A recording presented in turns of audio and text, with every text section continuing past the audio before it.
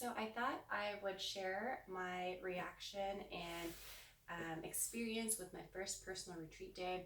I first learned about personal retreat days or considered it when I attended a creative morning field trip.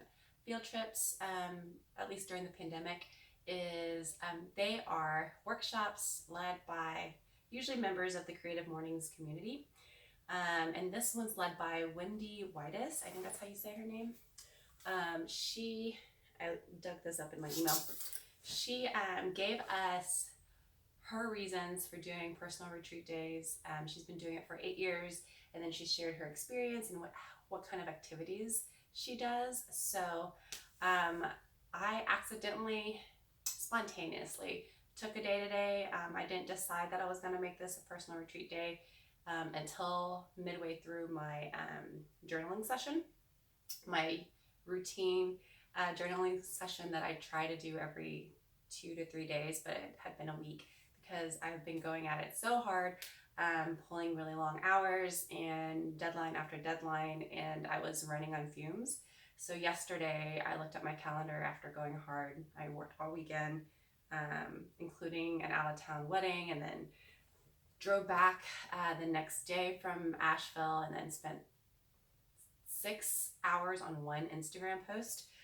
I just kept shooting and it wasn't becoming what I wanted it to be, and I kept at it for 6 hours and just finally called it quits and sent my approval. So anyway, and then today's Tuesday, yesterday, Monday, I after pulling that really long weekend of working, I had 2 photo shoots in one day, and I just thought today, Tuesday, I'm going to just sleep in and go half-paced. And midway through my journaling today, I was like, you know what, this is a good day to do a personal retreat day. And Wendy defines that as either 8 hours or you can do a half day. So I did a half day. I tried to do at least 4 hours of just taking it easy. And the activities she recommends is, well, I have them listed on my new personal retreat day journal. She recommends starting a separate journal if you're a journaler, but one just dedicated to your personal retreat days. She recommends doing it once a month.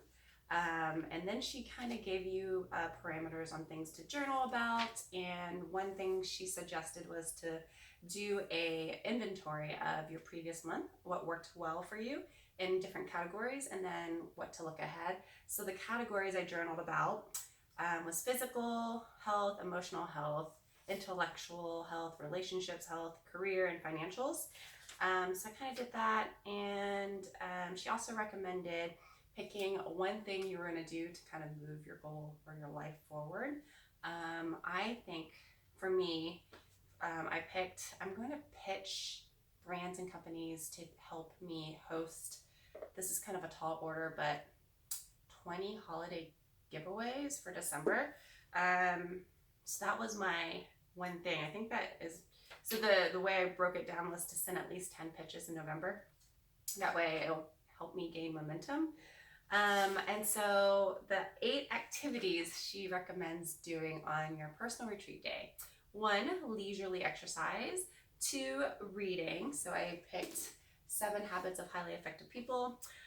Reflect, journal, plan, create, rest, and then treat yourself. So the 2 things I did before deciding intentionally to make this a personal retreat day was rest. I slept in, and then I treated myself to 2 hours of TikTok in bed after I woke up. I journaled, and then I even started a new journal here. I did a little bit of planning, and I took a leisurely walk with the dogs, and I think, and I read. So I think I hit everything she recommended you to do. Obviously, the idea is to be nice to yourself, so I'm going to be really lax on those 8 things, but I'm happy to report I did all those 8 things today on my first one. And for reading, I finished the 7th habit. I still have some more conclusions to get through, but of 7 highly effective people. And I thought it was really funny because one of the quotes kind of hit the theme of, taking a personal retreat day. He said he recommends taking at least an hour a day of what he calls a private victory, and that includes attending to your physical health, your mental health, and your spiritual health, which was really interesting that it kind of aligned with what Wendy Whitus has recommended on how you spend your personal retreat day.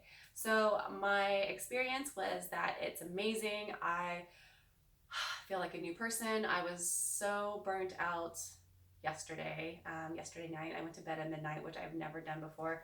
I am not an early, like midnight is really early for me.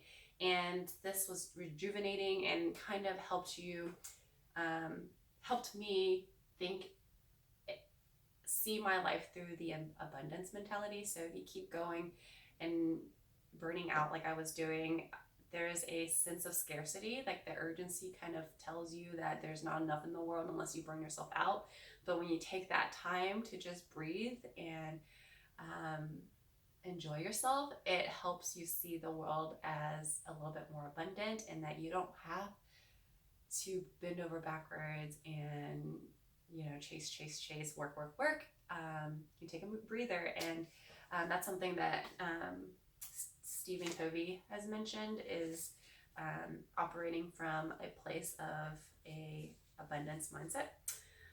So that is my experience with my first personal retreat day. I thought I was going to be good about it and actually plan it out and put it on my calendar. It did not work out that way, but I am going to aim to do another one in December, so maybe by mid-December.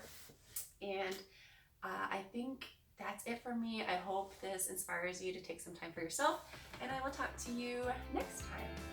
Bye.